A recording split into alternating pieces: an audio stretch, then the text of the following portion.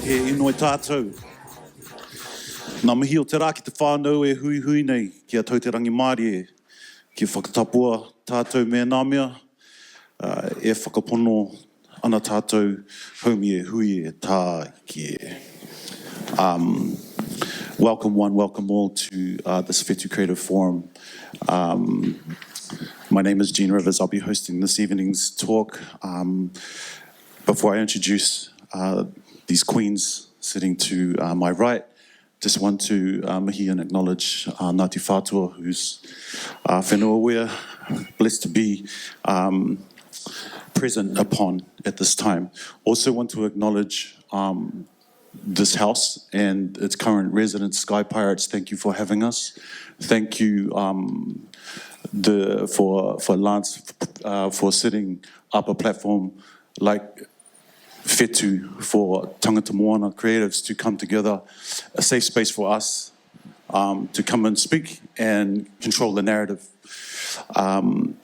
Without further ado, I want to introduce the queens, but I want to give them the space for them to introduce themselves and the tupuna who they represent this evening. So firstly, Rubi Teremoana Rapley, thank you for being here.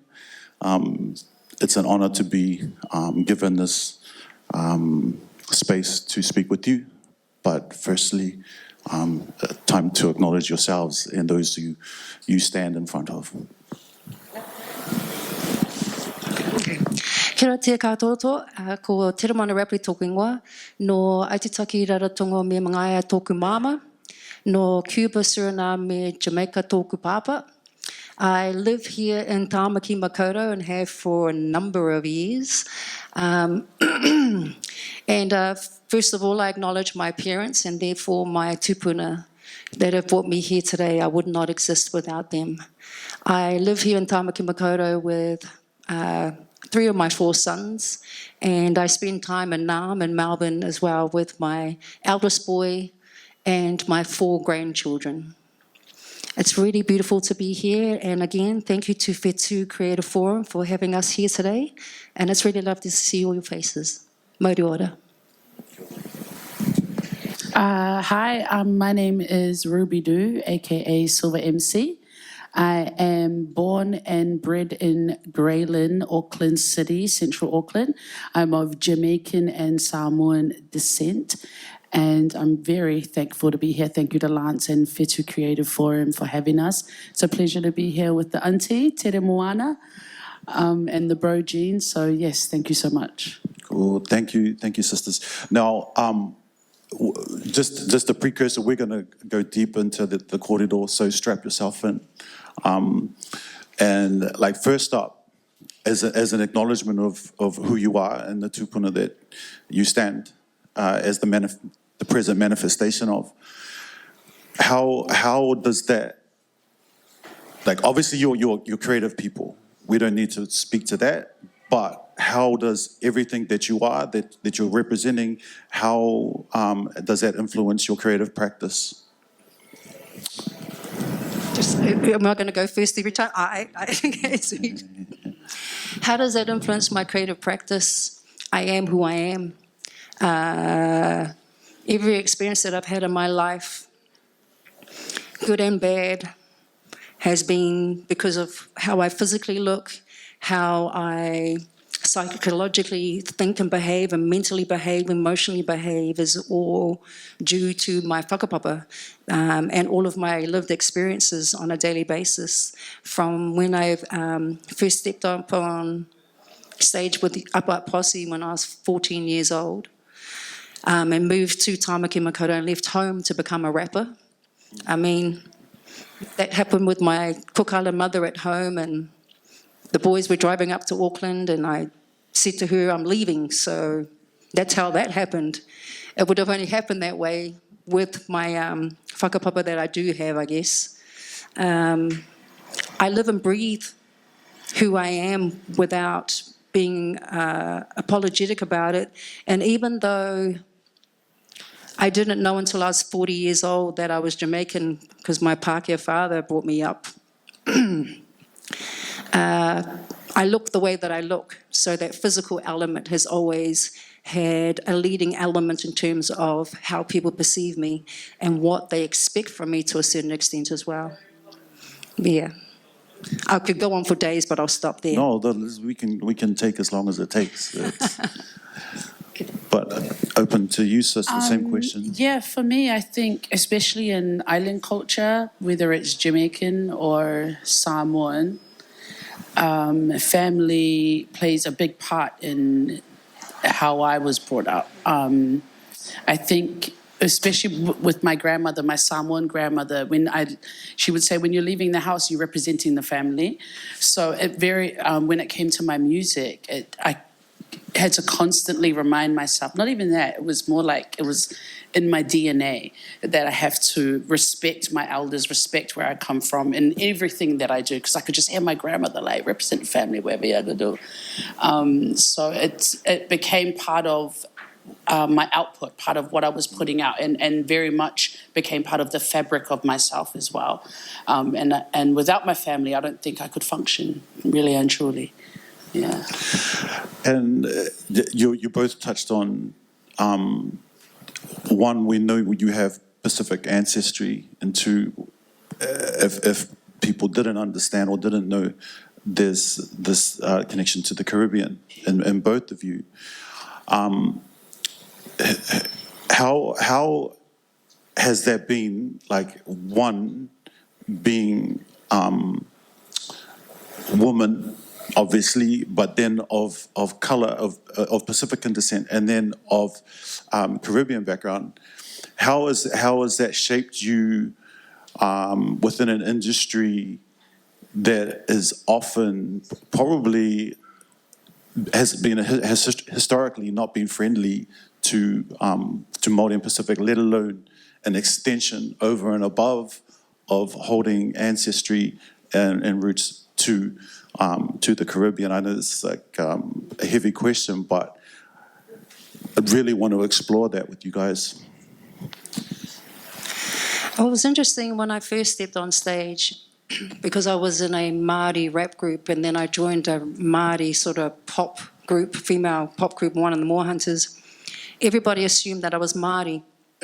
And when I would ask what I was, I would say to them that I'm Māori, because that's what we call ourselves back in Waikinui, or the Cook Islands. We actually call ourselves Māori, so that's what I called myself. So people just assumed that I was tangata whenua no Aotearoa. And it's people are still confused now, actually, which is interesting, because even in this day and age, there's still, with so much access to information and knowledge, people are still able to be misinformed. And the last couple of weeks is a perfect example. So the fact that people thought that I was Māori instead of Cook Island Māori, I'm going to change the word Cook Island to a Waikinui, so I don't have to keep on saying Captain What's-His-Face's name over and over again. So I'm going to say a Waikinui, so you know what I'm talking about. And so that misinformation is consistent, I think, and it's a mixture of things. It's people believing that once you grab a mic and jump up on stage and they see you out there doing things, that they're allowed to judge you and say whatever they want about you. And, you know, I've had people that have come up to me while I've been trying to have dinner with my children, with my family, and shove a piece of paper in front of my hand, in front of my face, and say, sign it. You know what I mean? And so I'm the sort of person that will say, no, probably not those words, but I've got no qualms about turning people away when I feel that they're being rude, because being rude is being rude. There's not some way around it, like it's okay because you're this and that. So I think all of those, my attitude towards the music industry and how people treat you within the industry, and even being a woman to a certain sense, because I've sort of been self-raised from basically 5 or 6 years old, I've developed a way of how I communicate with other people, and how I carry myself is that I treat people the way that I want to be treated. And so while I don't have my language from Waikinui, even though that was my first language when I was born until I was 5, and then my mum had to teach me English because I went to primary school. They realised that I couldn't communicate with anyone when I went to kindy. So Te reo Māori no Avaiki Nui is actually my first language. And it's those sorts of things that my mother had instilled in me that I carry with me today. She passed in 2015, and it wasn't until she passed that I realised the amount of trauma that my own mother carried by being a woman from Avaiki Nui. She married a Pākehā man who was my father, who brought me up, and then she was told to come to Aotearoa because that was the only opportunity that she would have as a woman from Avaiki Nui. So even her journey has had an influence of me and being able to identify that, you know what I mean? Because colonisation is colonisation, and it comes in many forms, and it's just part and parcel of who I am, being able to see things from that point of view. In terms of my Jamaican side, my Caribbean side, it's my skin colour that's had the most impact on how people see and treat me. But because my father, who brought me up as Pākehā, I actually have no qualms about walking into a room full of Pākehā people, and I never have, because my father is one of the most beautiful humans you will ever come across. And so when I left home, my parents split when I was about 5 or 6, and when I left Upper Hutt and I came up to Tamaki, I thought all Pākehā people were like my dad, like nice, like non-judgmental. That's so different from what I ended up experiencing. But at the same time, I didn't think to myself, all Pākehā people are bad, or all Pākehā people are around colonised. None of that didn't come to me like that at all. Colonisation happens in many forms. And in fact, I've probably felt more colonisation from brown people than I have from Pākehā people, more so than anything else. That's something else we can dive into at some point. Yes, we certainly will.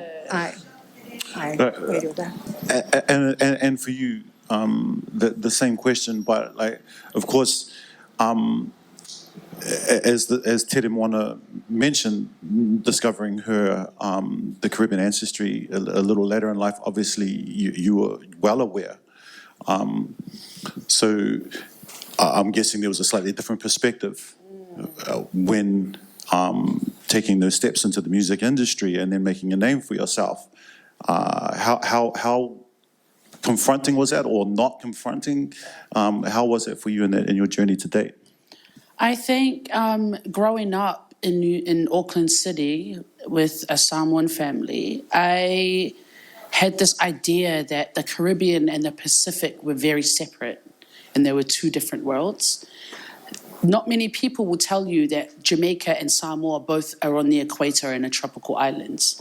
You know, you kind of have an idea at the back of your mind, but I think a lot of people forget that growing up on a tropical island, there's certain things that come with that, right?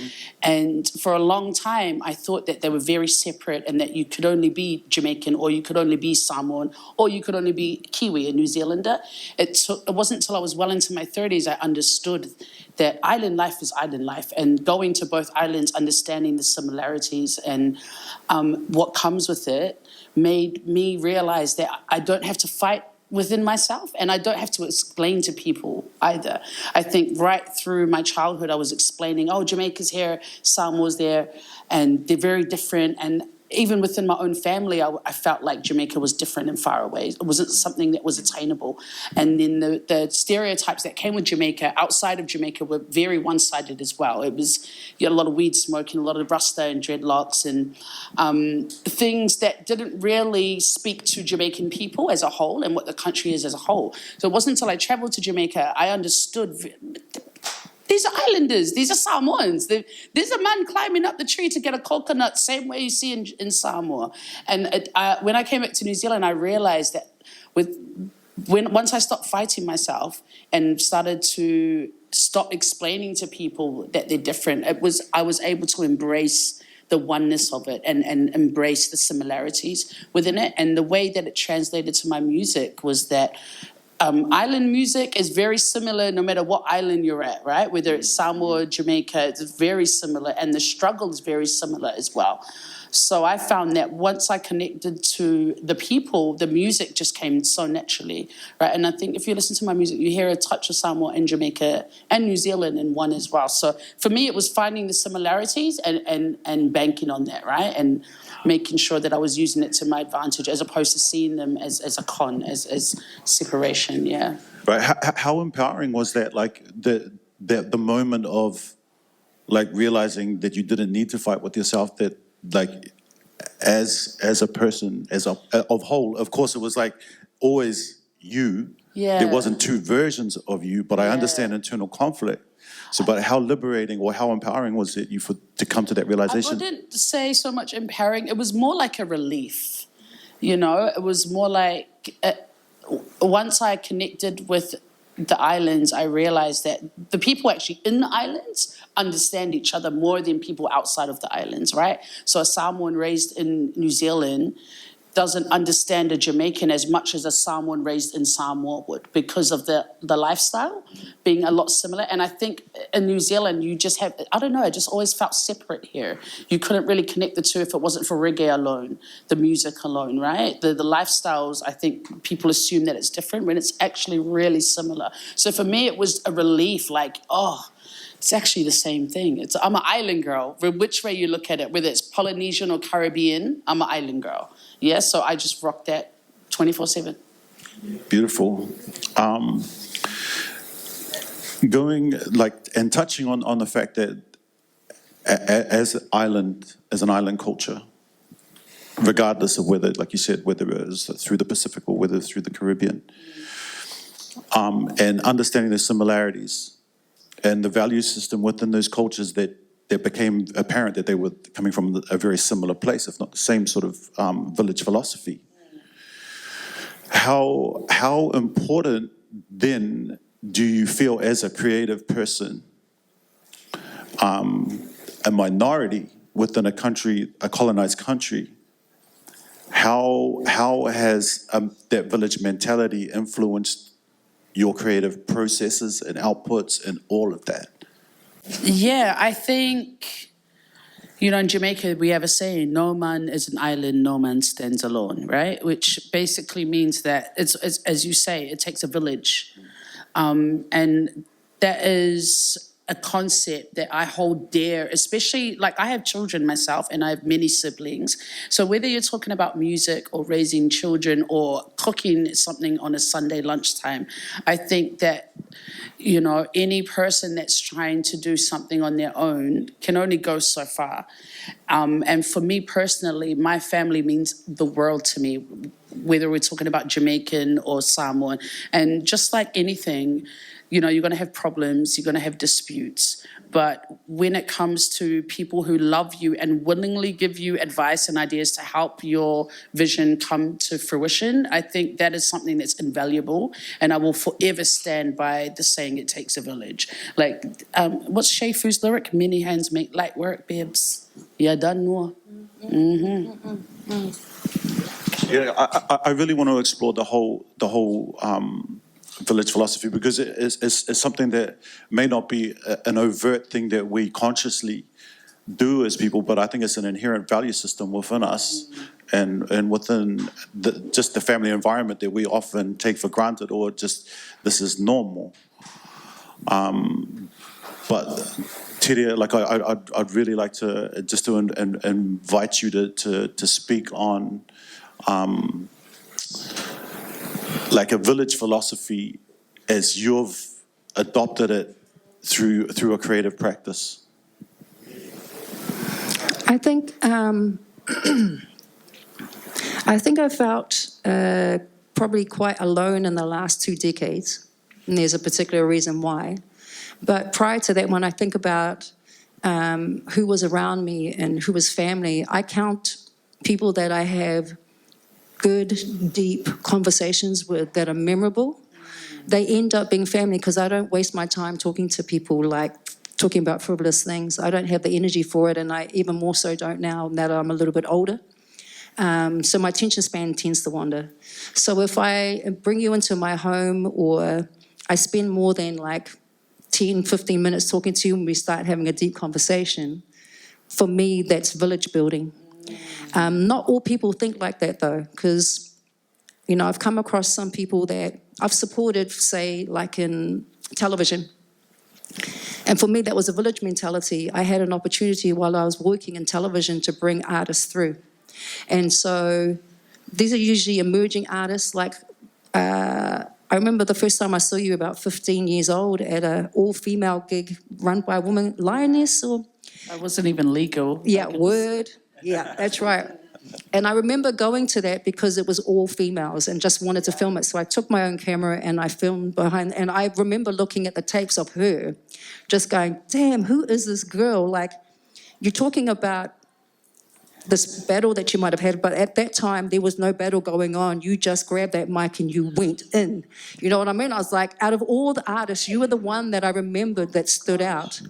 Didn't know that you were Jamaican, you know what I mean? So it was just like, damn, there's some fire coming, there's some fire energy coming here. And, you know, these other people that I've spoken to over the years, because I've had this opportunity, this privilege to put these people on TV, which is what my thing was, is like, I see this gorgeous talent that's around me. How do we give them some shine? How do we provide a platform for them? And I was able to be that person for quite a long time in television, in mainstream and in Māori television as well. And so for me, when I do that, I'm not just being frivolous about it. I'm like, we're going in. You know what I mean? I'm not filming you because you're like half pie, because I tend to not film those people. Those ones that need to learn a bit more, you know what I mean? Because I know what can happen when you get... I know what can happen if you give someone who doesn't quite meet the standard of being actually to entertain somebody on stage, you give them some shine and then they get a fat head and lose their minds. It doesn't mean that doesn't happen to the people with talent, but the ones without it, it makes it even worse, and it also sets a standard as well. So I was quite particular about all the different artists that I was able to interview and put on screen specifically around that. And I guess for me, that is a form of a village. I don't expect like anything back from them, or... You know what I mean? If I see them, I'll say hello to them, and that's about the extent of it. They don't need to give me any more than that. But understand that if I've taken the time out to choose you to put onto a screen to give you more shine, there's a reason behind it. I'm not just doing it for fun or even just for a job, because I did a lot of work that was outside of my role, which is why I can do camera and sound and graphic design and everything else that I can do, because they were just things that needed to be done, so I learned how to do it. She's a boss. But yeah, they're just skill sets that were required in order to give people shine. So that's what I'm made to do, and I love that. That's village for me. Yeah, 100%. And we've shared conversations privately around the value of ecosystems within the creative sector.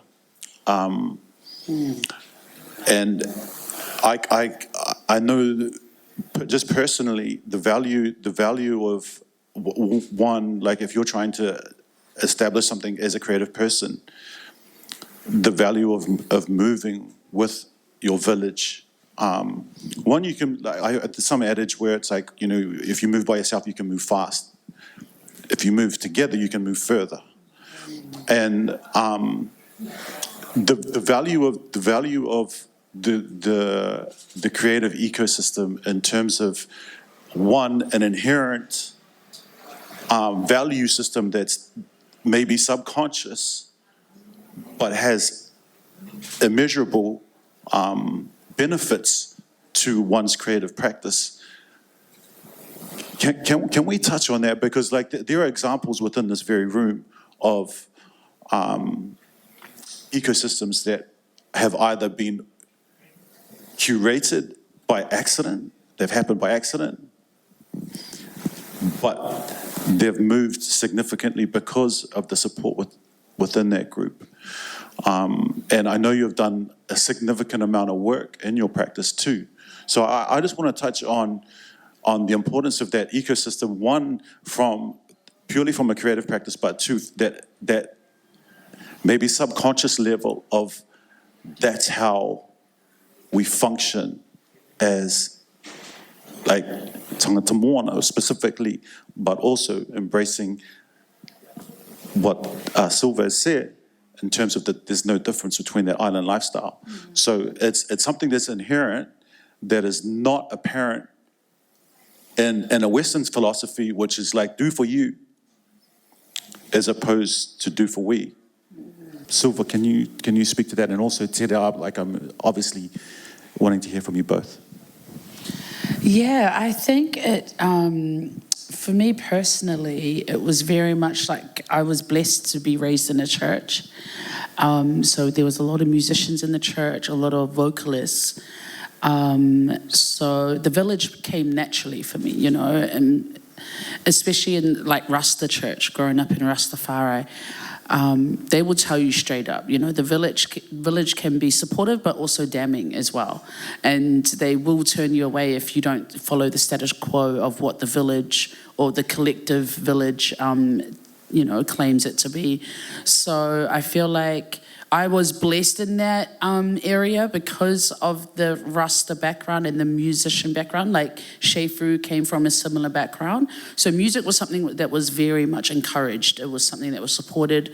And it was, I think the village thing, where I saw a lack of it was very much outside of the family and the church.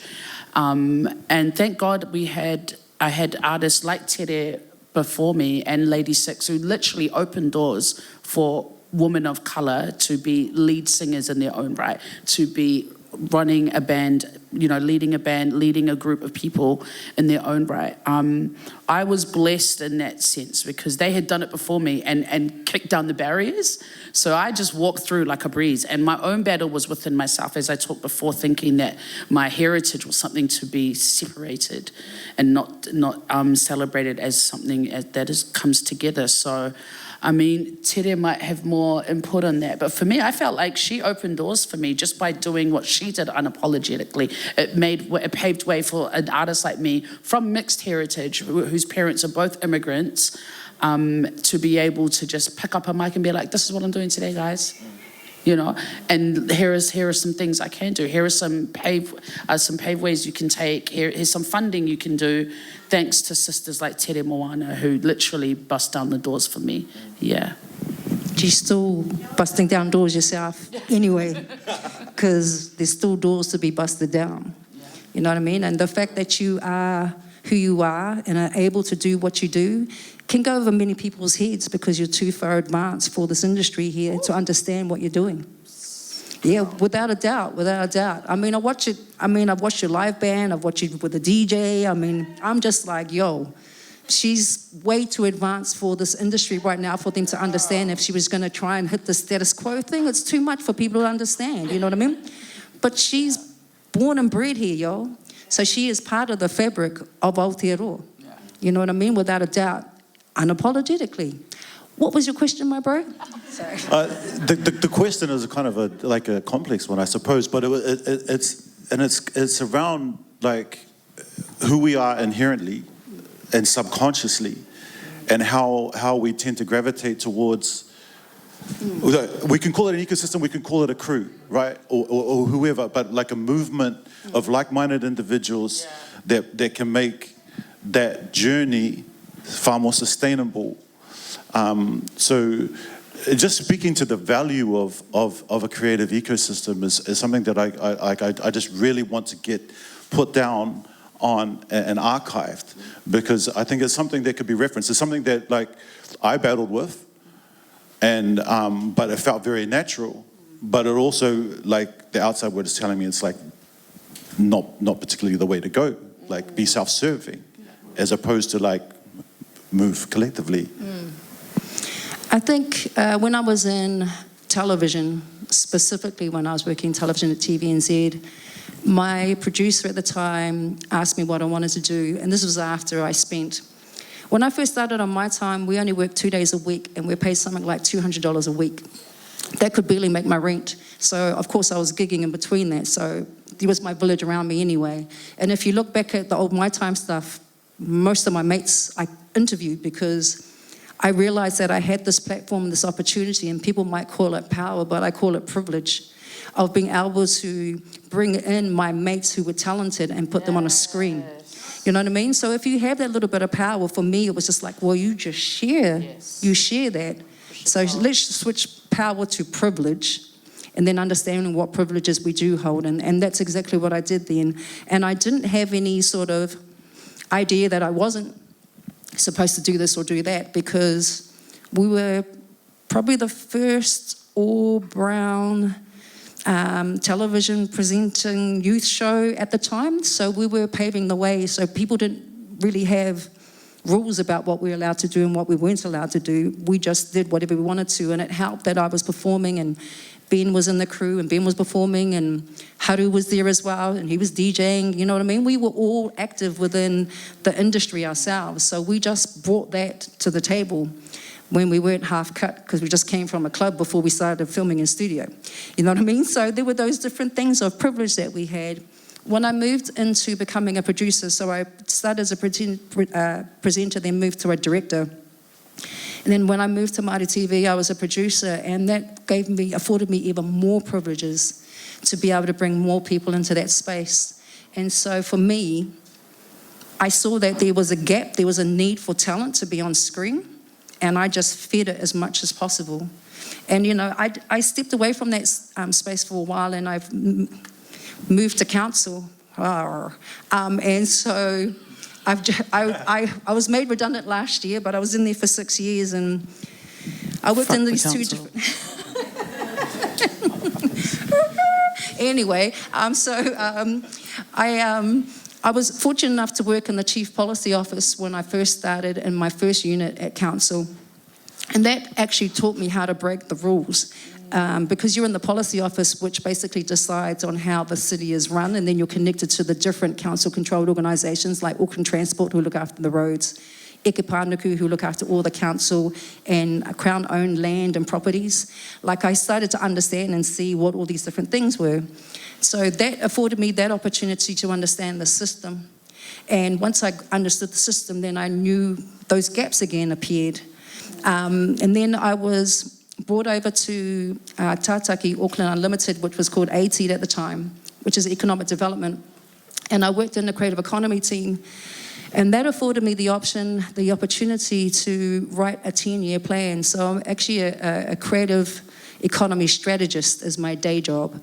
And so I was actually able to write and lead the writing of a creative economy plan for Tāmaki Makaurau for 10 years.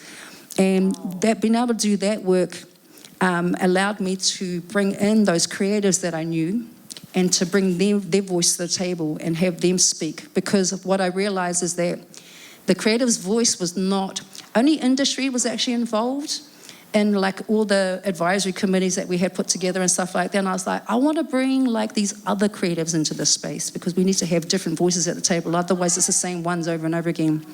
So I was able to do that, and you were one of those voices that I saw in council. Shot, actually. When we were able to get onto the UNESCO City of Music Governance Board, that was one of the opportunities that I saw there. I was sitting there with the heads and CEOs of all the different music agencies in Tāmaki and Yawn. So they actually brought me on board because they thought I was Māori, because they didn't even do their homework.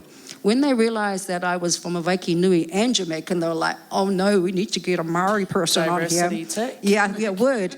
And I'm the one that does not like the ticks or the boxes. Yep. And so my suggestion was to bring you on board, mostly because I know you're whakapapa, but also because you knew the system as well.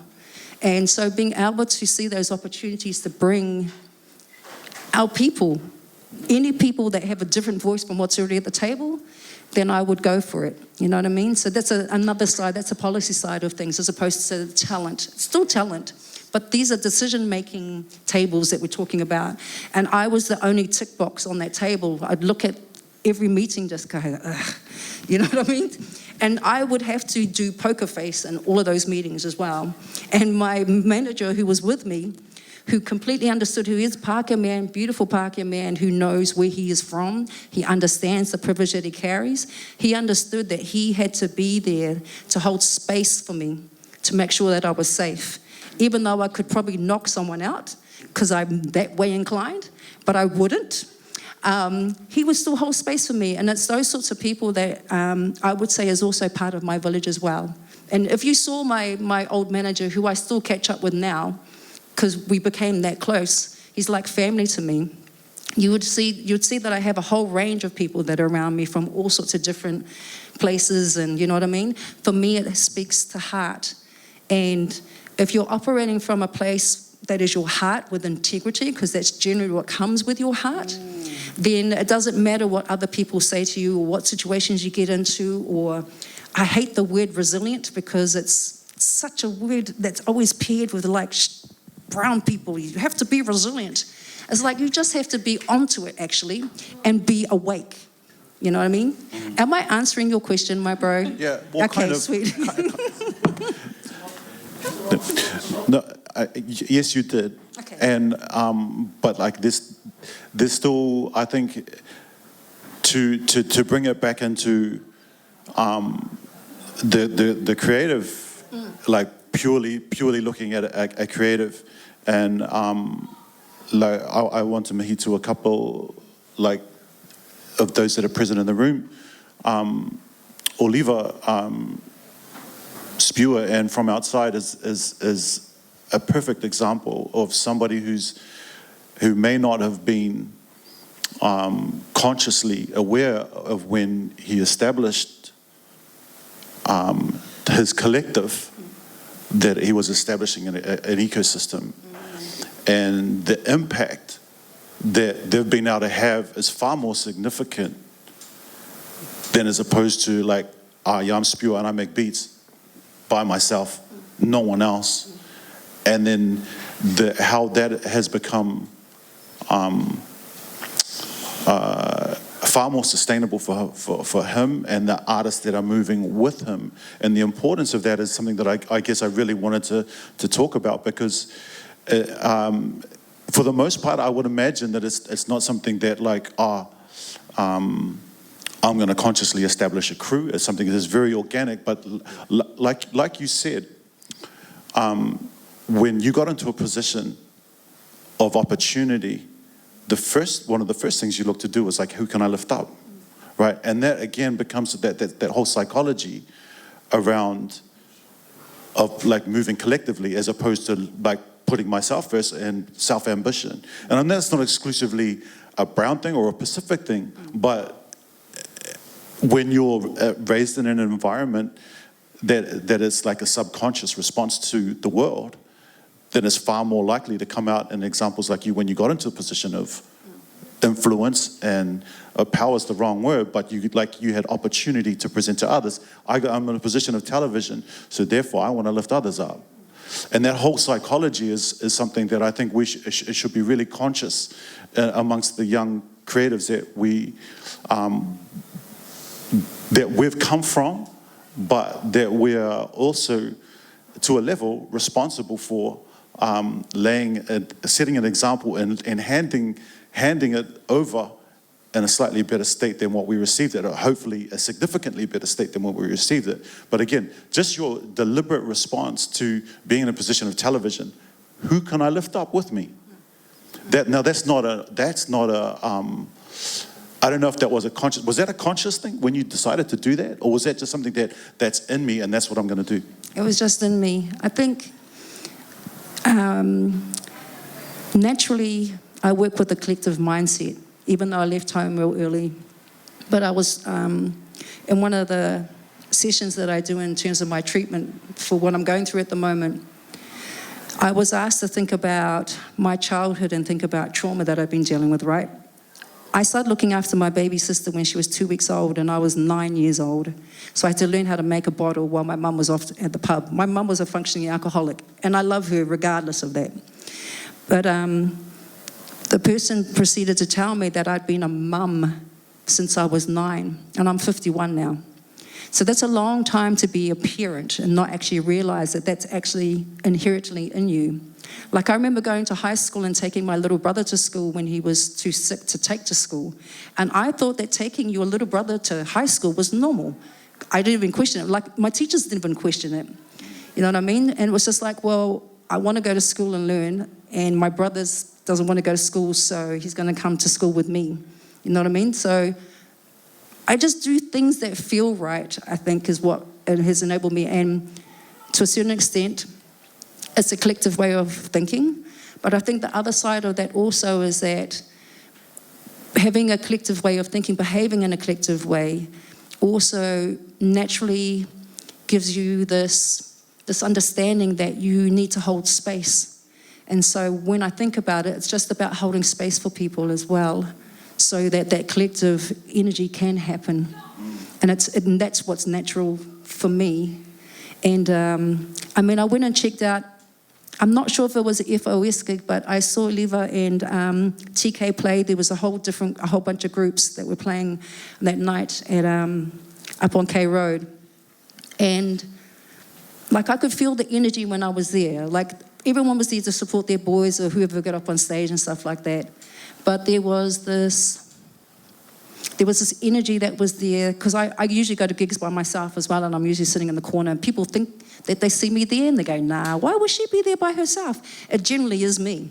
And so it was really nice to be in that space. In fact, TK came up to me and introduced herself to me and asked me if I was all good. Then Oliva came around, and then I figured out who he was because I'd seen something that you'd done with him. And so I was like, I like this space, you know what I mean? I don't know if it's because I am who I am, but for me, I think that's normal and natural. And it's something that is missing from mainstream industry because of the whole individualization and the focus on capitalistic logic, and all those things are about separating people out all the time, right? Because apparently that's the only way you can move forward. And that's not to say that we've had peeps that have come through that have blown up to a certain extent, and they've just walked off and left everybody else behind them, and said, you know, because that's just the mindset that people can get into. And I don't judge on that either. That's just someone's pathway. But we move and shift in a different way. And the only thing that I can put it down to is heart. And because I've been a parent from the age of 9, I kept my baby sister alive by just like, please don't die, basically, you know what I mean? That was all I knew as a 9-year-old kid. And so I've always operated from that space. And I think if I operated from a different space, and don't get me wrong, I've had opportunities over the years where Madonna's manager came here in the early 2000s and was interested in what I was doing. But when I think about it, I'd already had 2 children by then. I'd already done a whole bunch of gigs. I'd already traveled to the States and to different places around the world. By the time I was like 19, I think it was, I'd already had a taste of all of that stuff. And when I signed to BMG, actually I never signed anything with BMG. And when I released tracks through BMG, one of the things they wanted me to do, and I'd already had a mortgage at that point because I bought my first house when I was 20, they wanted me to work with a producer from Southeast Asia who was going to blow up in the States at the time. And Homeboy was going to cost me $35,000 US per track. Now, I did the calculations on that, and I love mathematics. I was like, hell no. That'll take me the rest of my life to pay off. And plus, I had a mortgage that was around about $540,000 at the time because we bought 2 houses, one for my mum and one for my family. So I already had that on my plate, and I was like, how am I going to pay off this $350? Nah, I'm good. You know what I mean? So I decided that was not the pathway that I wanted to go down. And it's not to mean that, it doesn't mean that I don't like to sing, and I generally don't like to perform. I like to sing. But, you know, the whole expectation from a crowd when you go to perform live, unless I'm really muttered, actually, I don't care what the crowd's doing. You know what I mean? I have to get onto a different space in order for me to be relaxed. Like, I'm relaxed now because we're just chatting, you know what I mean? But I remember when I used to sing or rap, I'd be all over the place because it would be just like, all these people are expecting so much from me and I don't know what to do. Now I don't really care. But you know, but that's because I was young and I got put into this place, and on top of that, I also had to be a role model for brown kids as well because I was one of the first female rappers to come out. And that pressure as a 19-year-old kid, when you're just learning things, you know, those are things that the type of pressure that was put on me at that time was enough that I figured out that's not what I want to do, and that's not the pathway that I want to go down. And do I regret not signing with Madonna's manager or whoever else has come along? No, I don't. Because I love the life that I have. I love my family, I love my children, and for me, they have always kept me grounded. And the fact that I've come from where I've come from has always kept me grounded from a functioning alcoholic mother. You know what I mean? All those things keep me grounded. It's reality for me. So when I'm like I remember doing TV2 things, and, you know, there's all the famous people there, and then there's Teremoana, who's just so honest and truthful with what they're saying. They're like, damn, we better not get here to talk again. You know what I mean? Because I can't lie about how I'm feeling and how I do things. I'm not very good at doing that, so you'll always get truth serum from my mouth regardless. No. And I also think it's worth mentioning too, like, and I'm just going to go hark back to the whole ecosystem thing, because I think it's super important. It's all around us, but it may be functioning subconsciously, and it's not exclusively a Pacific thing, because I do want to give an example of probably one of the most successful ecosystems as a creative group of artists and multi-genre artists, and that was led by Tom Scott and the Young Gifted and Broke Artist Collective, which has been prolific in influencing the current state of music. And they were very uncompromising in terms of the way they marketed themselves, the way they went about being the self-sustainable group of artists, and whether it be producers, MCs, vocalists, DOPs, photographers, that was like, that's a beautiful example of a creative ecosystem at work, and creating their own market as a result. So I guess I just wanted to put that down on camera, because not to mihi to Tom, because Tom gets his flowers all the time, and it's fully deservedly, but for those future Tom Scotts, those future Teremoana Rapleys, those future Ruby Doos, that be like how do I function in this world that says do it this way and not that, but actually it feels right to move collectively, and give yourself the permission to follow your heart, and as opposed to follow industry. And on that, the next question is, what is the difference between a community and industry? It's significant, right? But in terms of both your journeys as artists to date, how has community served you? How has industry served you? If at all, like, that's for you, Silver.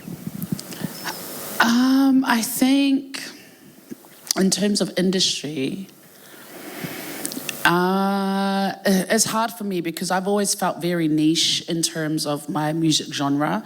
Although, you know, I'm a dancehall, hip-hop, reggae artist, I tend to blend the genres. There's no direct line in the mainstream music in New Zealand for a reggae artist. Mm-hmm. Do you know what I mean? I feel like the biggest reggae artists are like bands, and it's male dominated, and they have R&B singers as their lead singers. Whereas if you look at reggae in Jamaica, you don't have to sing R&B to do reggae, right? You don't have to be a good singer to do reggae. You need to have good lyrics, which is something that you, as an artist, it's either you're telling the story of what's going on in your daily life, or it's your personal story, right? That's where your lyrics come from. Or it's the aesthetics of it, okay? So those are the kind of two lines you have in New Zealand. There's no real blend. So for me, I very much felt like I had to carve my own lane in terms of my genre and what I'm doing, because no one books a reggae band in New Zealand. I can't name one reggae band in New Zealand that is led by a female or has a female lead singer. We have a lot of great genres. Our biggest festival in this country is a reggae festival, but we don't have no females very much paving that lane in terms of that genre. So I felt like, for me personally, I'm carving out a lane for myself. And thankfully, we have other artists like Tere in hip-hop, Moana and the Moahunters, that, and then the X as well coming up throughout the 90s. Tere was the only black girl I saw on TV growing up in New Zealand doing music. I've not seen one since, apart from myself. Maybe I'm wrong, like honestly, kill me now if I'm wrong. But I've been in this game for 20 years now in Auckland City, and I still feel like I'm carving my lane now. And one thing I love about island and Māori and people is that the brothers support the sisters. So I feel like for me, a lot of brothers and the men have opened up doors and put me on their sets and put me on their gigs. And I'm not sure if that's like an island thing or if it's a New Zealand thing. But I do feel like in terms of female-led reggae, it's a genre that is untapped in New Zealand. It's a lane that's untapped, and it's something that needs to be supported more, for sure. And before we go to you, Tere, on the whole community versus industry perspective, this could be a touchy subject, but like New Zealand, for rightly or wrongly, has adopted reggae. As someone of Jamaican extraction and overtly, knowingly raised in that environment, what was your response to seeing, like, did you see it as like a level of appropriation? Or, yeah, I'm really keen to get your response on that as someone who's... I didn't see it like that until that whole Twitter thing popped up. Y'all remember that? When there was this whole debate on Twitter between a lot of Māori and Pacific Island artists defending...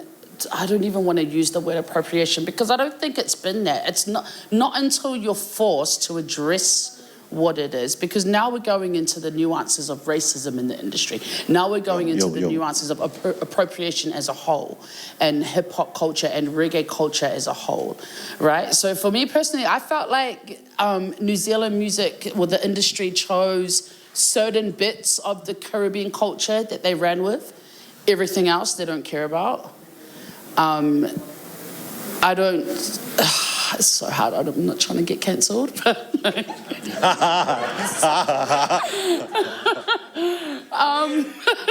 You know, I think for me, because I used to see, like Tere was talking about, you literally, as a dark woman in New Zealand, you get treated differently. I don't care where you go. I could go into a Kmart. I could go to the Irish pub around the corner. They just assume certain things about you.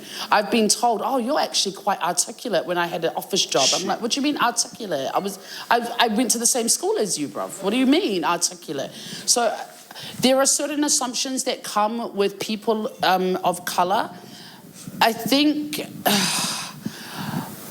now in 2024, there's no more excuses, right? We live in an age of information, so ignorance is a choice. It's no longer bliss. It's no longer something that you can use as an excuse for your lack of behavior, for your lack of manners, for your lack of accordance. You know, I just think that these days, big record labels, you know, I heard this thing where they're not signing rappers anymore. They're trying to sign Afrobeat artists because Afrobeat's big in the world right now.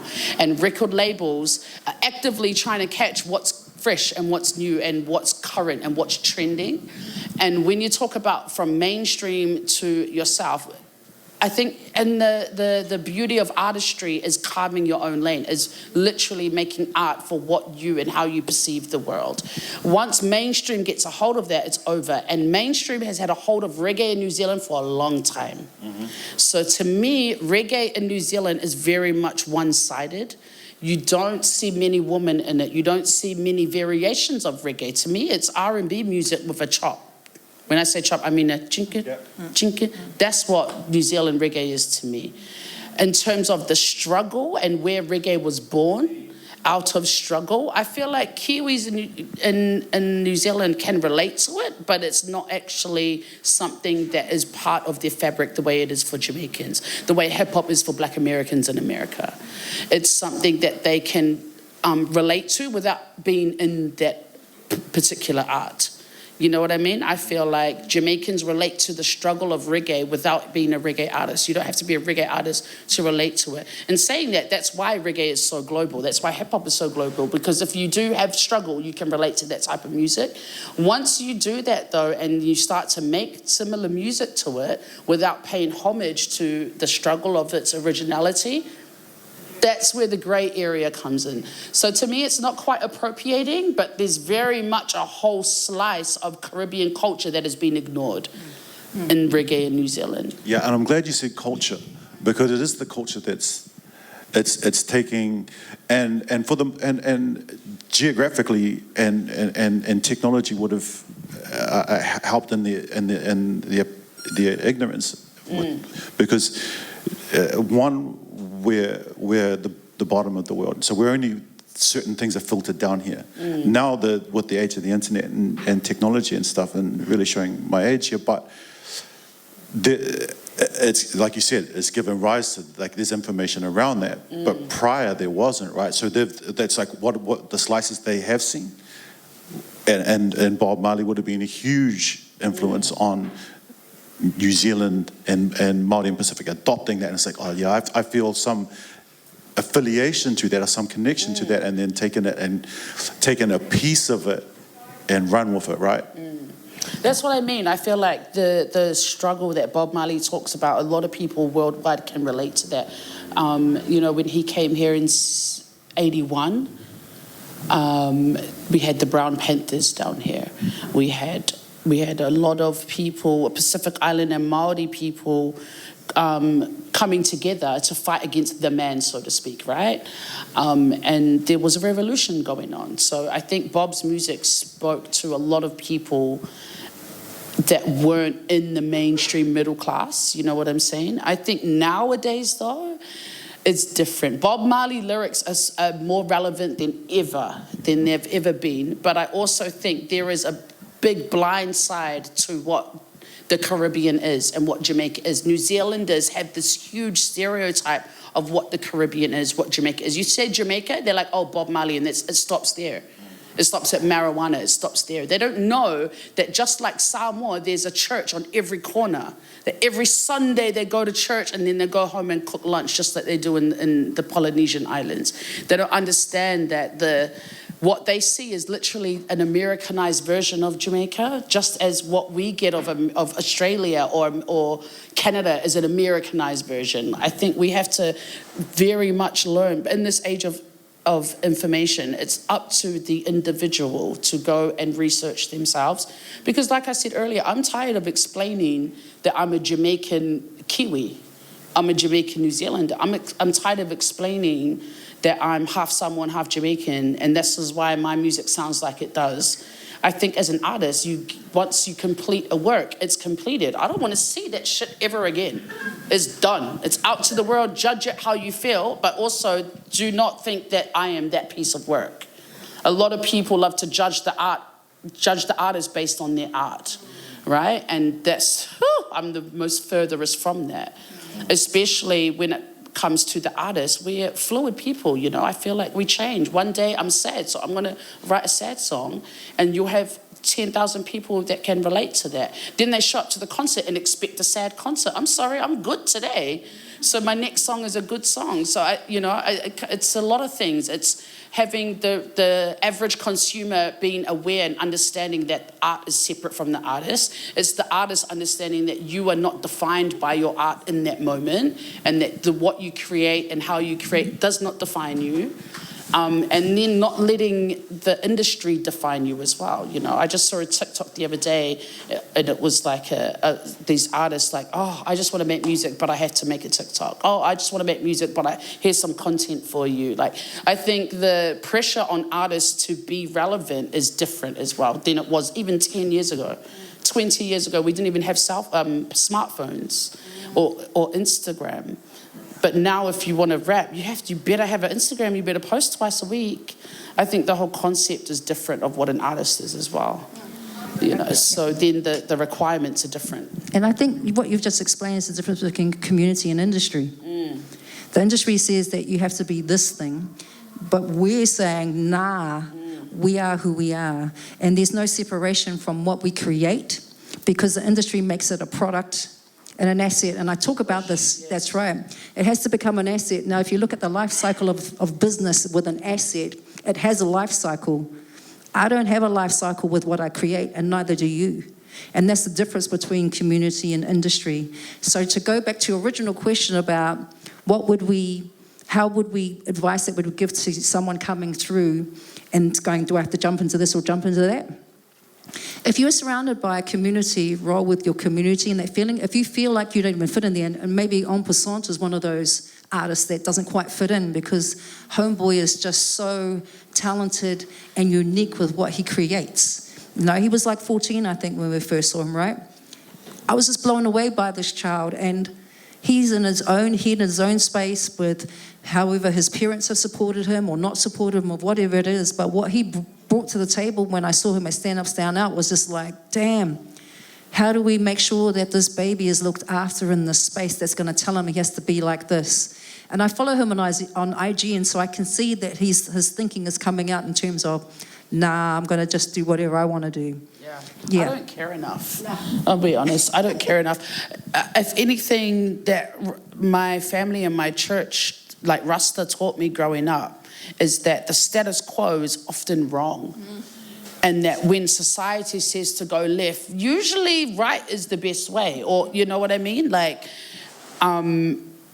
in saying that, I don't know if it's just I was born with it or if it was something that was instilled to me, but rebellion is something that's huge to me. Revolution is something huge. You cannot grow without change. You cannot grow without pushing your boundaries. And I don't care enough about staying in one position, you know. People would say to me, oh, you're so cool, you're always like doing something different. I'm like, that's boring. They've been doing that for 10 years to me. Why not just try the other way? I don't know, it's crazy. Because then I kind of feel like almost like a bit cynical, like, oh, I'm just like always grumpy. But reality is I just don't care enough. When the record label tells me I need to release the album, which it's coming soon, don't worry, I will deliberately not respond for a couple of weeks just because I know why? It's my album. I'm making it as we speak. You've got all these things lined up making bank on what I'm about to release, right? So stress out as much as you like. I'm not stressed. Are you stressed? You know, it's my thing. And I think as artists, we're under way too much pressure. Yeah. You know, at the end of the day, we're just people, bruv. We just want to have a good time with our friends and our family. Yeah. Word. You know, and we want to see our friends and our family do good. Yeah. For real. And like, so I want to move on to like staying with that thread, but going into art as something that needs to be communicated or released internally. Because there was a quote, an excerpt from a podcast I saw recently, and it was Rick Rubin talking about if an artist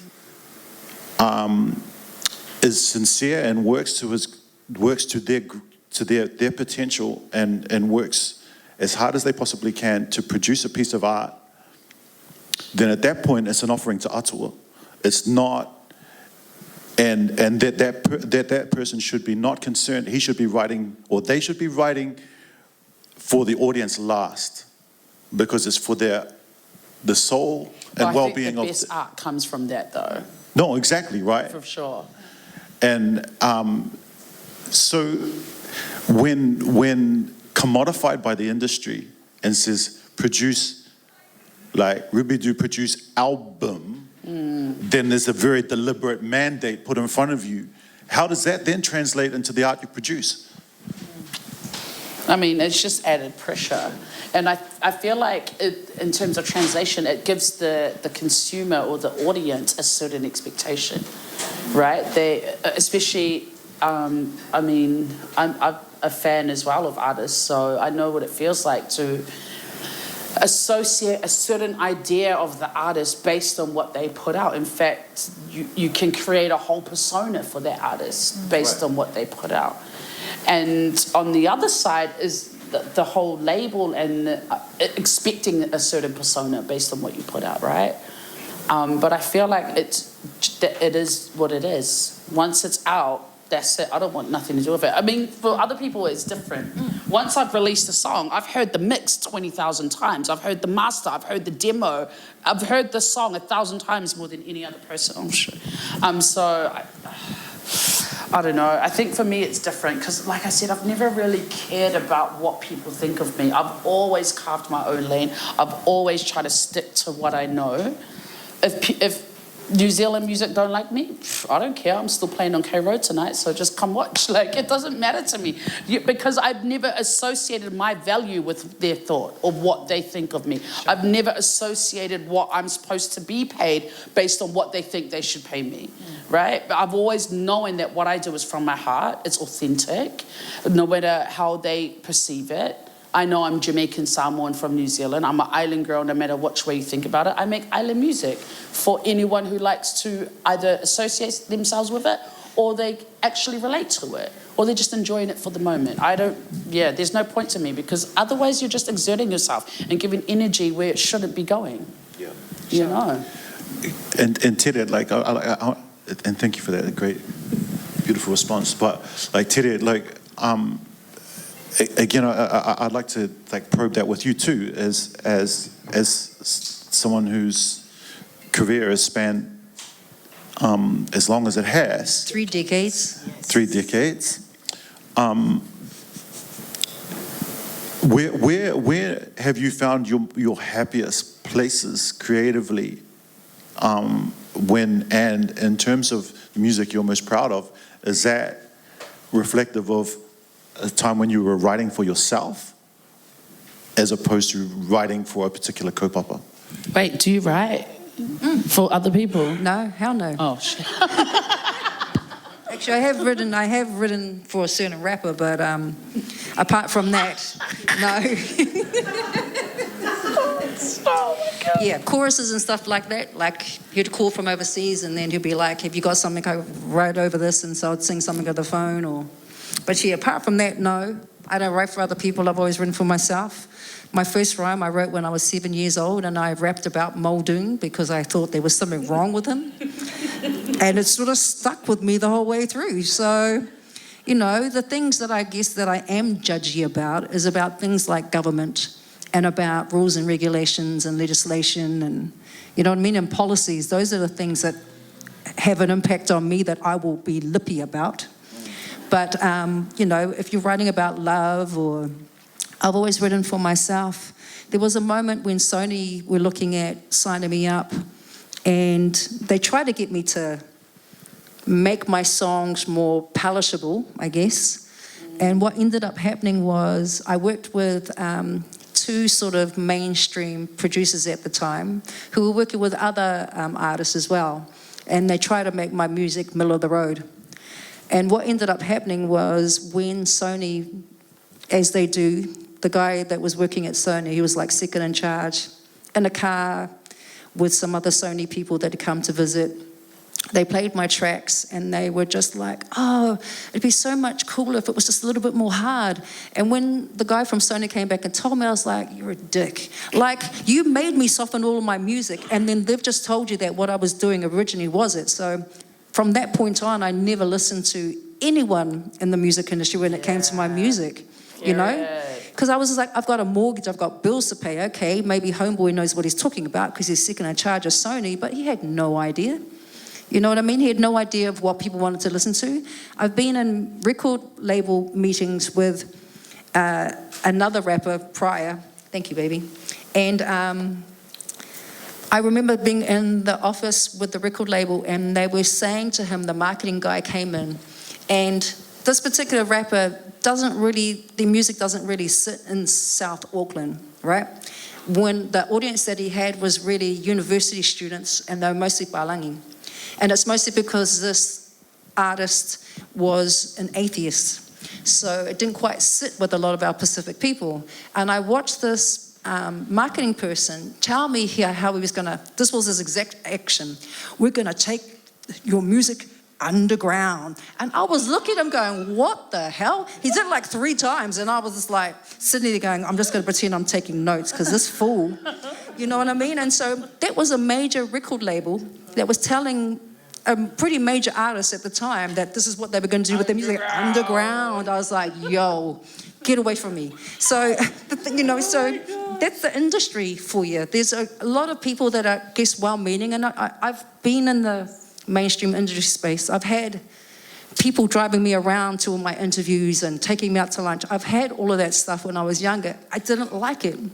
It was icky for me because I could see the snaky people that I had to deal with in those spaces, and me being in my 20s and then being at a table with these 60-year-old predominantly men was just like, ooh, why are you looking at me like that? You know what I mean? So if you've grown up around ickiness in your life when you're younger and you have an understanding of what it means to be in those icky spaces, you can spot that stuff from a mile away. And that's what I saw in the industry. And then I was like, you know what, I'm just going to do the backwards running man this way. I'm going to be good over here. Doing the backwards running man, I'm good. I'm good over here. And that's when I bought studio equipment. Well, I borrowed studio equipment from quite a young age. And so like my first mixtape, I guess, where I was going from tape deck to tape deck and recording my vocals, then putting onto a tape deck, I did that when I was like 10, 11 years old. Damn. And so it was easy for me to progress once I bought my first, borrowed my first full track recorder on cassette. Like I just understood that if I wanted to make music, I had to learn the tools. So I'm a studio engineer. I can run my own stuff, and I have for a really long time. I taught other rappers how to run studio equipment, you know what I mean? When the boys wanted to record tracks, like Hyper would come over home, it was my studio they were recording their demos in.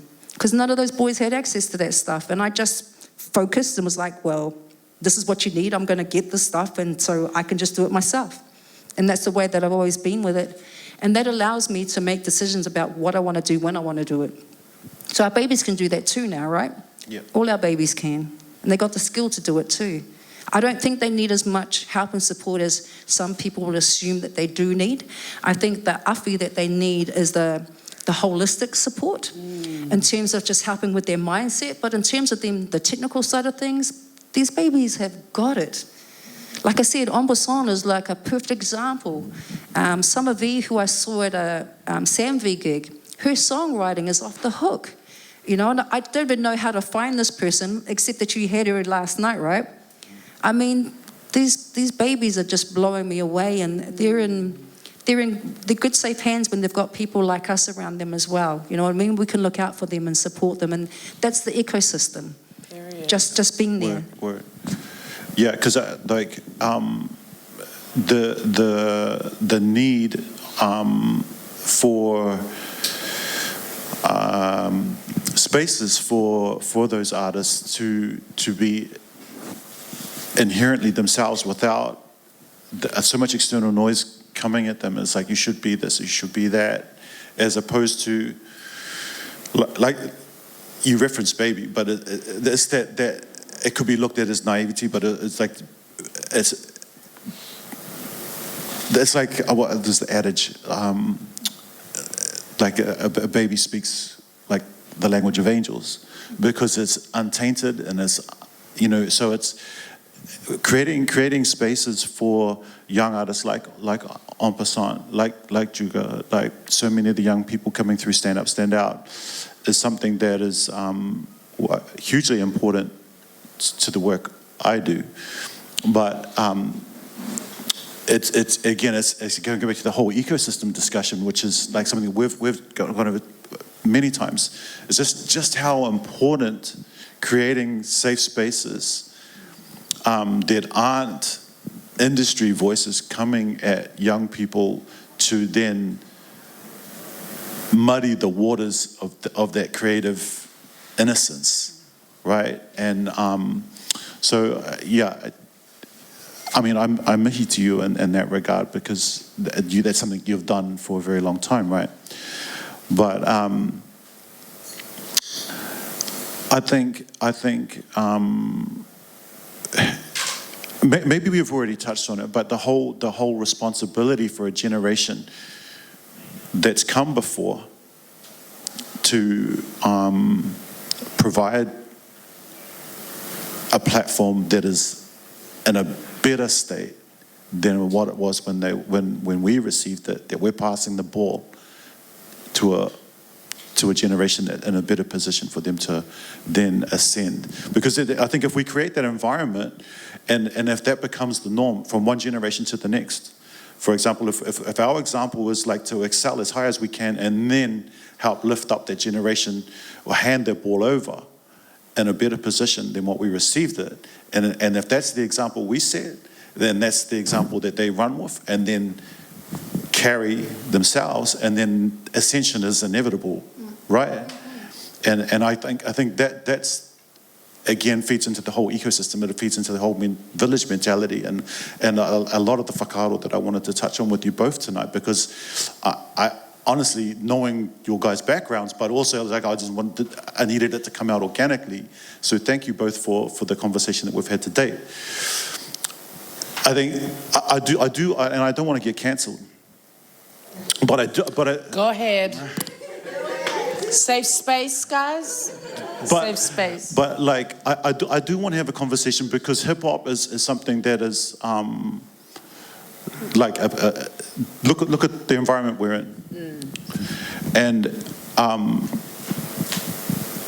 there's media, and I'm sorry, if you excuse me, I'm going to go on a bit of a rant for a minute, but media has really tainted the perceptions of what is and what isn't hip hop. I was talking to Diana Hu, she's B girl, earlier. Shouts to the B-boys and B-girls. But this is, again, like, there's a difference between hip-hop culture and rap music. See, can I just quickly, before you finish your rant, Yeah. I just, for me, there is only hip-hop culture. There's no, hip-hop is hip-hop, and it's been hip-hop, yeah?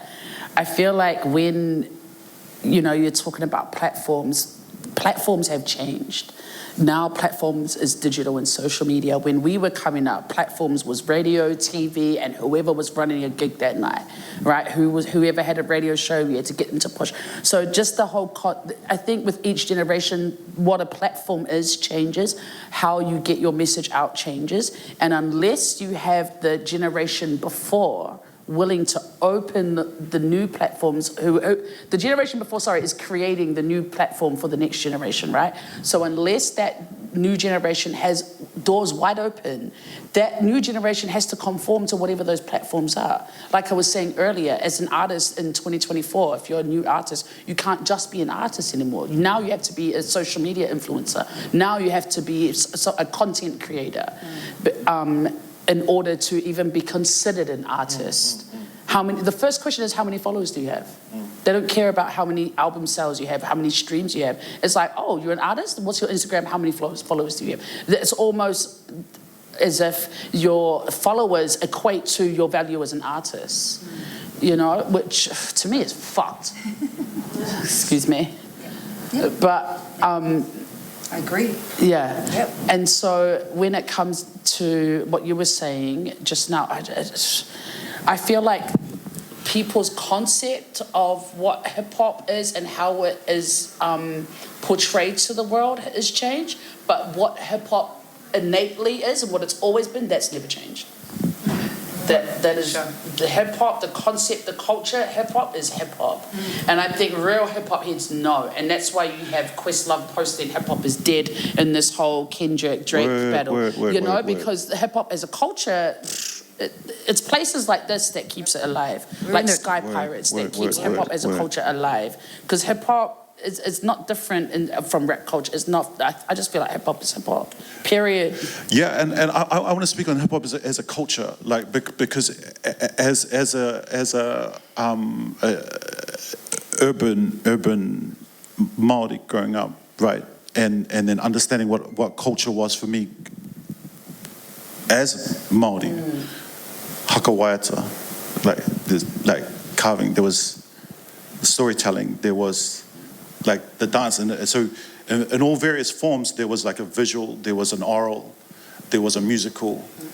So, and then when I saw hip hop as a culture, it also had representations beyond like the music. The music is an element within, like specifically emceeing, right, within the culture, not necessarily like what is commodified through our media is like hip-hop is this, and then we'll just discard b-boying, let's discard the turntablist. Hip-hop is rap, and then it's like, so how was then media portrayed that And it looks very different to what heads understand hip-hop to be as a culture, as opposed to a commodity.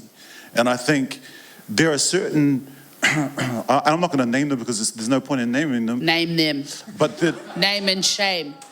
But there are certain platforms, and I don't think I need to name them because it's like they claim to be the home of hip hop and R&B. Yet they will not do anything for b-boy culture, for the b-boy element. They will not do anything for graph. They will not do anything for turntablism, and therefore then the whole generation is led astray as to what they understand hip hop to be. And then we have this misinterpretation of like hip hop is this. No, it's not. It's like, because you can take somebody like Buddha Monk, for example, who makes instrumental hip hop, like purist, but it's not recognized as a commodified product. They'd much rather like celebrate beef between Kendrick Lamar and Drake. And I was like, what? And we've, for the most part, and this is where I come back to the responsibility of the generation before, if we let that get lost, then the whole knowledge base is lost. Then a whole generation is confused, and then moving forward, lost.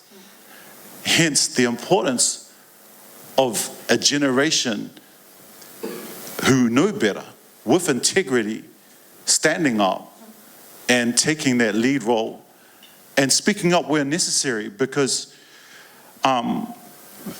it was as a kid watching Star Wars as a Tuesday documentary. That was mind blowing. That was like, oh, what is this? This is like the name of hip hop didn't even exist. I hadn't even heard it being called hip hop. But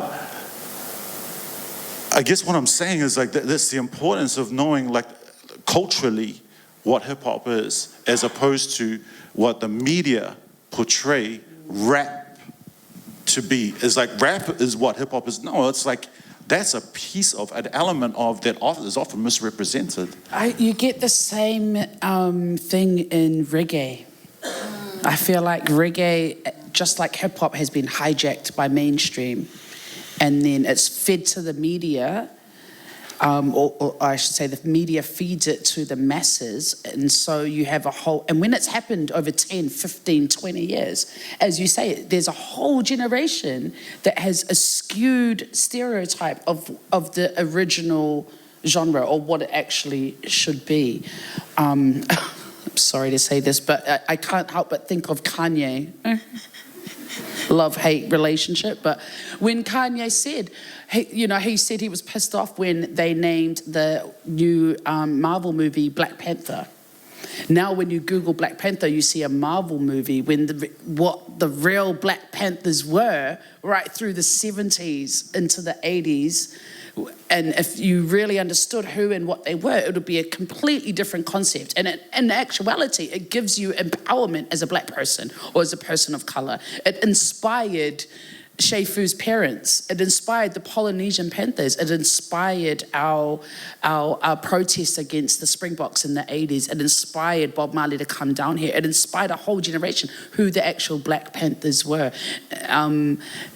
And it's funny because this is what mainstream does. They hijack our ideas, what's indigenous, what's original, what is black, what is brown, what is Pacifica Caribbean, and then they will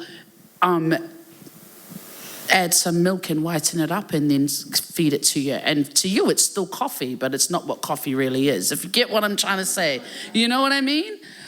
So then you have a whole generation drinking watered down coffee, and that's what they know. It's coffee. And you can't exactly argue with them because it's still coffee. But reality is, that's not what it is, and that's not what it's supposed to be. That's not what it tastes like. That's not what it looks like. And it's been hijacked. And I feel like that's what's happened to hip-hop in New Zealand. It's what's happened to reggae in New Zealand. Got hijacked. It's what happened to hip-hop in America. I mean, if you were to tell someone in New Zealand, an 18-year-old, to listen to the best top 10 hip-hop songs of the last 5 years, you wouldn't hear a hip-hop song. No. We're finna get cancelled, but sock your mother. We're all getting cancelled tonight. That's what it feels like, you know what I mean? I hear you, And, but I think now that we're on the track of media, And it's probably something most prevalent with an example of misrepresentation and like trying to commodify a story for likes and likes and shares, and this is the world we live in, right? It's like I saw an interview, and it was just an excerpt from an interview with Denzel Washington when he was speaking on a piece of misinformation that was floating about the media about him, and he says, "You read the newspaper, you're misinformed. You don't read the newspaper, you're uninformed. So what do? You point it back to the media. It's up to you guys to tell the truth. But the truth doesn't sell."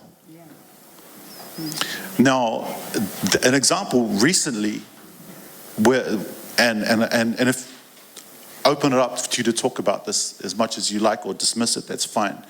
But where you made a media statement was then mishandled, commodified, and then like a piece of art or something that's like, oh, we've got this now, let's just use and abuse it. I mean, can you speak to that and just like how that made you feel? Hey, fire bond. Bond them out. Yeah, all of that. I mean, I've worked in media for a long time, right? And yes, it was the commodification of people's grief for me, which I thought was quite dirty and cruel. But it's acceptable because it is business. If we replaced those words, and even if we took out their ability to try and control my narrative and take away my own sovereignty to tell my own story, what we're looking at is a colonization of me. They tried to colonize me. And so if people understood what colonization is, if they understood what system we actually live within, the world that we live in is actually based on being able to take over people's stories and controlling their narrative and commodifying anything that they can in those spaces, people would be able to see a lot more clearly. And they would not listen to and read things like, tonight I dealt with two people, my cousin in Rarotonga, and my physio that I haven't seen for almost 2 years sent me messages to say, I'm so sorry to hear about. My cousin was just like, she saw me in Rarotonga in January. So she was like, all these people have been telling me that I need to come over here and make sure that you're okay. And I was just looking at them like, shut up. I was like, thank you, cuz, because tell them to shut up, because that's not what's actually happened. You know what I mean? So even like I'm dealing with people who know me, know that I would probably hide something like me dying as opposed to talk about it in media saying that I've only got a few months to live. And so unless you know me, you don't know shit, basically. And if you rely on what's in media, which is set up to control the narrative of people's lives, because that is what it's there to do, it's not there to inform people. It hasn't been for a very long time. That switched over when Fox was the basis of how people tell stories and tell the news. Everything turned into a soundbite. If you listen to the news tonight and then listen to it 20 years ago, very, very different, the amount of information that is in there. I mean, I can hardly handle listening to the news, so I try and keep informed with things. I'm like, this is a waste of time. They don't even call what's happening in Gaza, they don't even call that war, they call it a conflict. Mate, that is not what's happening right now. That's right. You know what I mean? It's the unaliving of people right here, right now. We're watching on our device. So if people are not clicking with that right now, I'm sorry, I can't help you. You know what I mean? I'm not here to save all of you all. I'm here to look after me and mine. And if the things that I put out creatively have an impact on you to make you think a little bit more, then great. That's how I am naturally. I didn't think to myself, I'm going to be a conscious person, and whenever I do something online, I'm going to be, that's just how I am. I'm like this now. I'm like this when I talk to you. I'm like this when I talk to you. There's no difference in terms of what I talk about. It's the same. See, my hands are really cold, eh?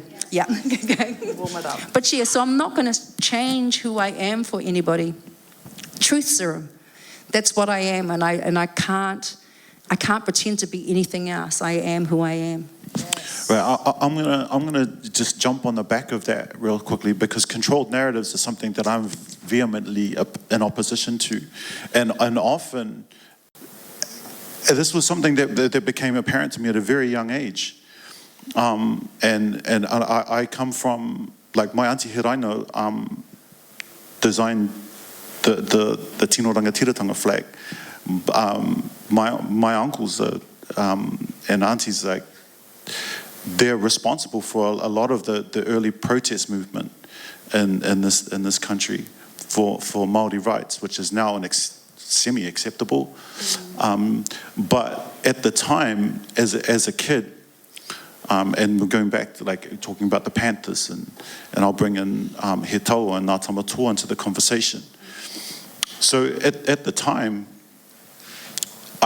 we would get, like, visits knocking on the door late at night, right? And it would be uncles and aunties from particularly uncles from up north that had come down to Auckland to protest. And I had no idea they were just uncles that turned up. And then my dad would tell my mum to put some food on for them and whatnot. And then the next night at dinner, like, sitting, eating dinner, watching the news, my dad would go, let's see if we can see your uncles on TV. Right? And so then we'd see my uncles getting arrested. Police 10-7? Yeah, well, it was like, on there yeah, it was like, it was either Bastion Point, or it was a protest movement for whatever at the time, and I was far too young to recognize what it was. But they were part of He Taua, they were part of Ngā Tamatoa, and there was, like, you know, my dad would be like, it was like almost a celebratory thing. There was, like, seeing my uncles, like, look, there's your uncle. And rest in peace, mihi to my uncle Mangu. But so the confusion in a young boy's mind was this: here's my uncle who loves me. I know for a fact he loves me. 2, he's fighting for my rights as a Māori. Then to throw in the conflict within this young boy was that everything that was in the media at the time, the controlled narrative of the time, was that these Maori radicals were bad, and they were public enemy number 1. So here I am going, well, my uncle loves me, he's fighting for my rights, but the rest of the country is telling me he's wrong. So the realization of a controlled narrative and how bullshit that was became very apparent to me at a very, very young age.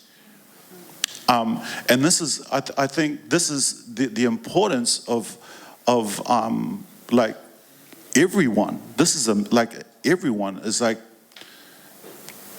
to think critically about the information you're being force-fed. And if you're being force-fed it, then, like you said, if they're asking you to go left, turn right. Yeah. Like, because there's a reason why they're telling you to go left, because they don't want you to go right. So generally, that's the right place to go. So I just wanted to share that, because this is, like, naturally it went that way, and I knew we would eventually get to a point where I'd just, like, yeah, I'm going to go on a rant right now, and I'm meant to be asking you the questions, but yeah, sorry, y'all, but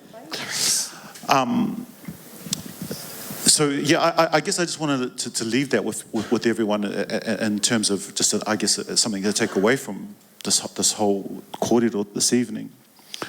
But I also understand that we're probably drawing closer to the end of this whole corridor, but I don't want to leave it on a piece from me. I want to come back to you guys and like, go back to a positive note, and I want you guys to cast your thoughts forward and hopes and aspirations for our babies. You know, what can we do? What should we do? What does it look like if we do what we do, what we should do for that next generation? Before you were mentioning that, you know, we're providing a space for these babies to come through, and then we can sort of step back from it. For me, I'm not going to step back. And it's not because I want to be in control. It's just that naturally it should be intergenerational. And so I want our elders to stay in those spaces with our babies, because that's how we learn and grow.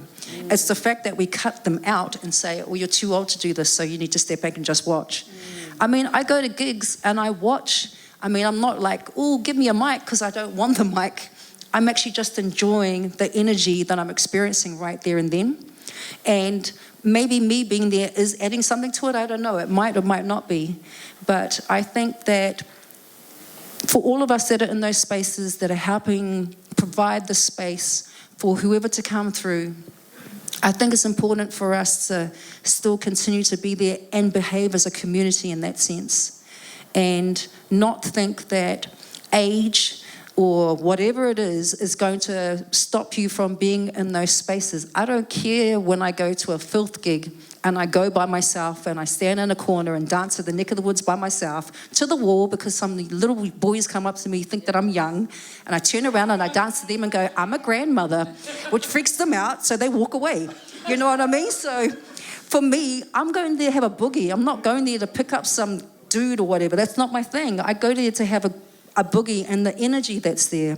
You know what I mean? So I don't think anybody should ever feel like they have to step out of a space because they're too young or they're too old or been in the space for too long and all that sort of stuff.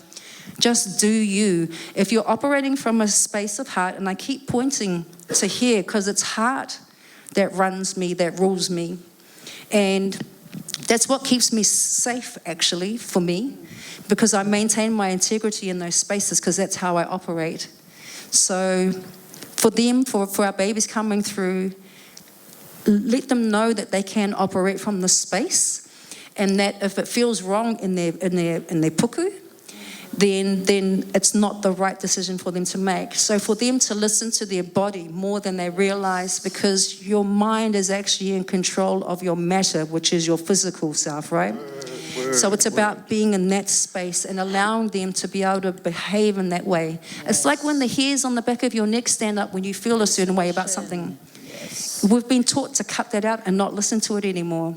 And for me, my journey has been returned to that gut, mind, heart instinct and behaving in that way and trusting that and being okay with it. Aye. Yes. Yeah. Thank you. Thank you for that, sis. Yeah. But before we close with your comments for the future, like that very conversation is something I had with Bronson, with Mellow Downs last night. That being of my generation and having seen Bronson from a young age grow, and I was like, bro, I'm so happy to have seen you flower, like to realize your potential.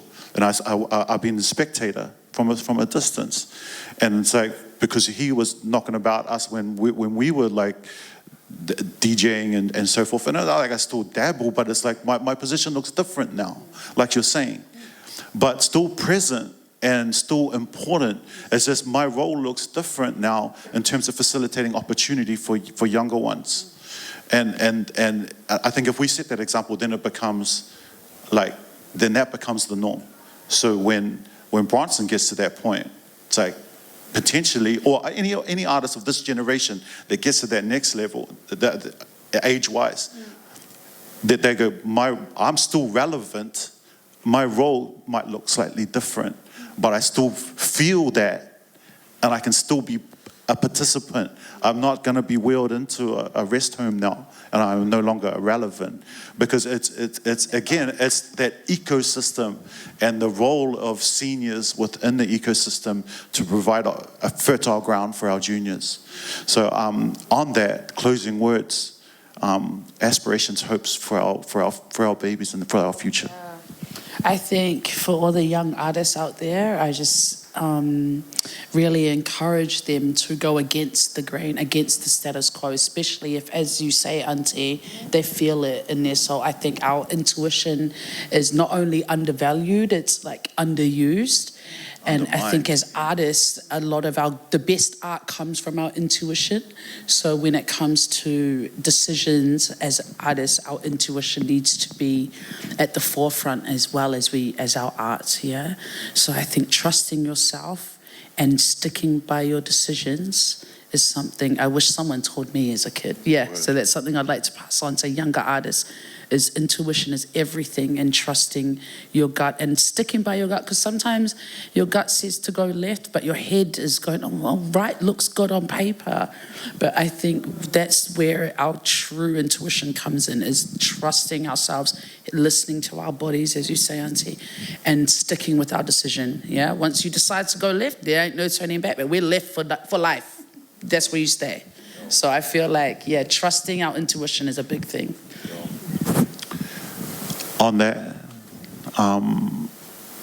I reluctantly draw this to a close, because as you know, we riff for hours nonstop. And but thank you both for sharing time and knowledge in this space. Thank you to you all for being present.